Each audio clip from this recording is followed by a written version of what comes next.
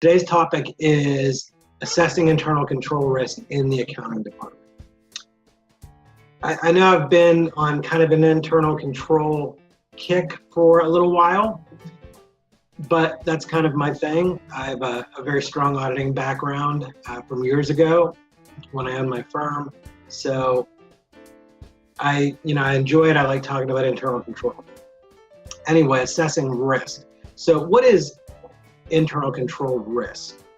We've talked in previous webinars and chats about internal control, but what is the risk? So internal control risk is the risk that the controls that you have in place or an organization has in place will not satisfy the objectives of management. So to put it simply, perhaps a control over the counting of cash, one of those objectives is that cash doesn't get stolen. So the risk, what is the risk based on the controls that we have in place that cash is still going to get stolen? That would be an example of assessing internal control risk. So there are a couple different types of internal control risk, and I don't have them, committed to memory from like however many years ago I was doing audits. But a couple that I want to talk about is inherent risk, and then maybe situational risk. So inherent risk is based on the function that you're looking at. Is there inherently a risk in that particular situation? So if you have an organization that handles a lot of cash, maybe it's a church, something like that, where you handle a lot of cash, cash is a risky asset. It's very easy to steal. It's very easy for people to, get their hands on that and to have it just disappear. So cash is almost always inherently risky. There's also situational risk. So let's say that that we have a control in place where two people count cash all the time. And we have maybe three people that rotate those duties, so two of them are never really together all the time. And that's been working out well. We haven't had any problems with our cash counting. We haven't, from what we know, had any cash missing lately. So, but now we have a situation where one of those people leaves and we have to hire somebody new.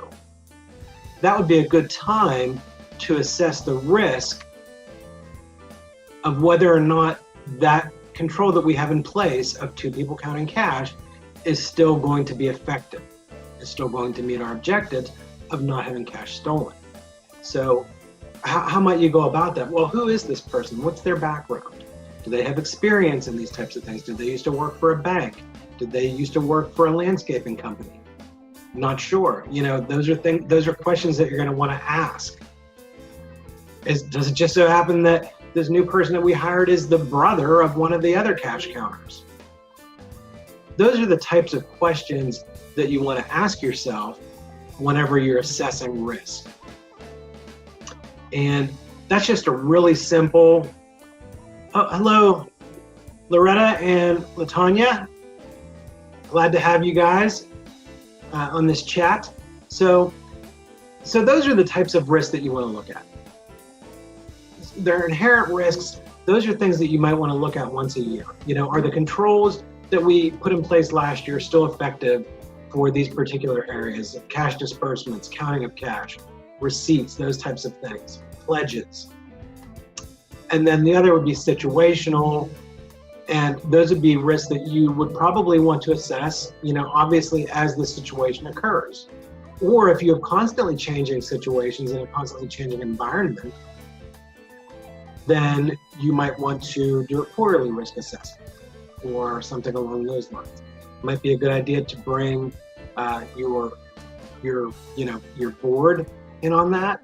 If you have somebody that has a treasurer, for example, that maybe has a lot of experience, that might be something that they might get involved in, or not. You can do it with your accountant. You can do it with your current staff.